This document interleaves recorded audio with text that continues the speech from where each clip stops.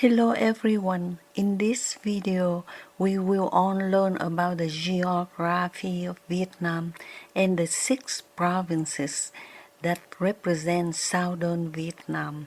The phrase Lục Tỉnh carries within it not only geographical meaning but also the quiet echo of the historical period that shaped the identity of southern Vietnam.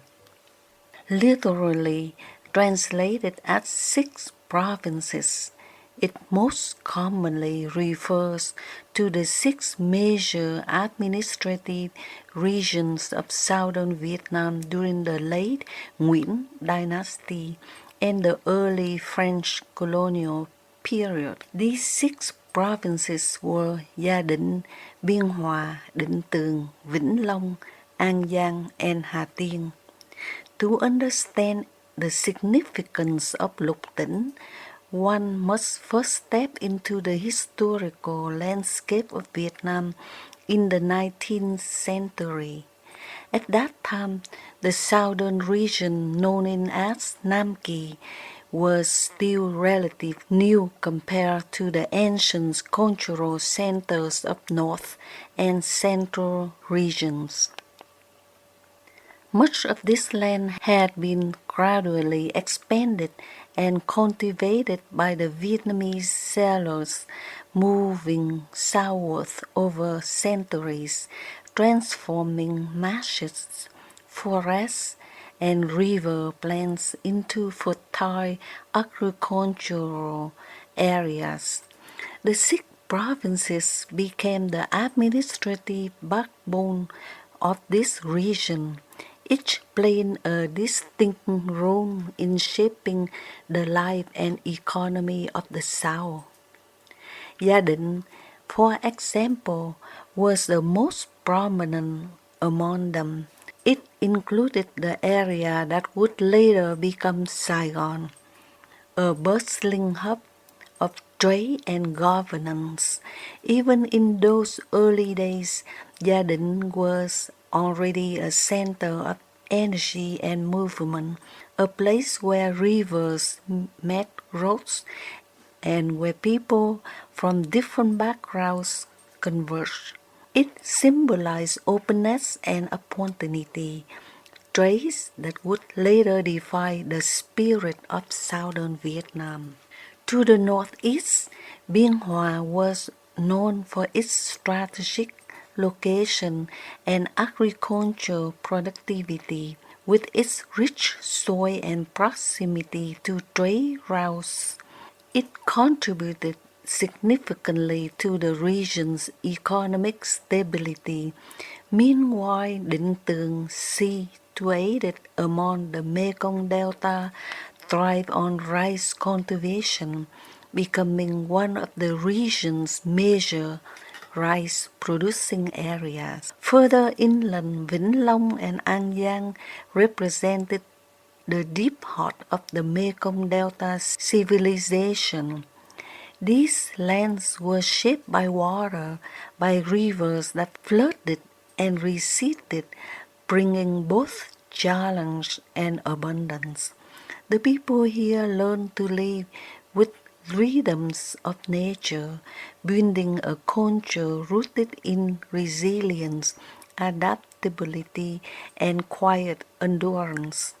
Floating markets, canal system, and lush orchards became part of daily life, painting a picture of harmony between human effort and a natural world. In the southwestern edge lay Hà Tiên, a coastal province that served as a gateway to the Gulf of Thailand. Hà Tiên was not only important for trade but also for cultural exchange.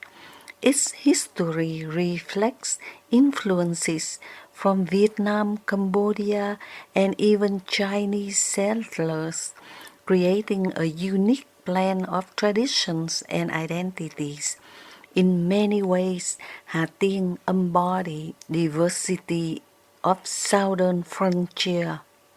However, the concept of Lục Tỉnh gained a deeper historical significance during the period of the French colonization. Beginning in 1859, the French gradually occupied these provinces, starting with Gia Định and expanding outward. By 1867, all 6 provinces were under French control, forming what became known as Cochinchina. Under colonial administration, the term Lục Tỉnh became widely used to refer collectively to this region. Yet beyond politics and administration, Lục Tỉnh grew into a cultural symbol. When people spoke of Dân Lục Tỉnh, they were not merely referring to residents of the 6 provinces. They were speaking of a certain character, a way of being shaped by land, history, and shared experience. It evoked images of people who were generous, straightforward, and unpretentious, like the South with its vast rivers and open fields seemed to encourage a spirit that was less constrained, more spontaneous, and deeply human. There is something quietly poetic about this.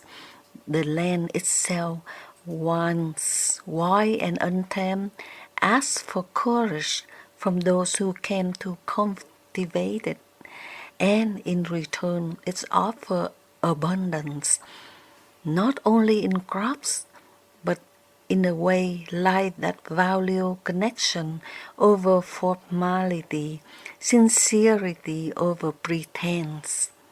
Today, the administrative boundaries of those 6 provinces have long since changed, divided into many modern provinces and cities.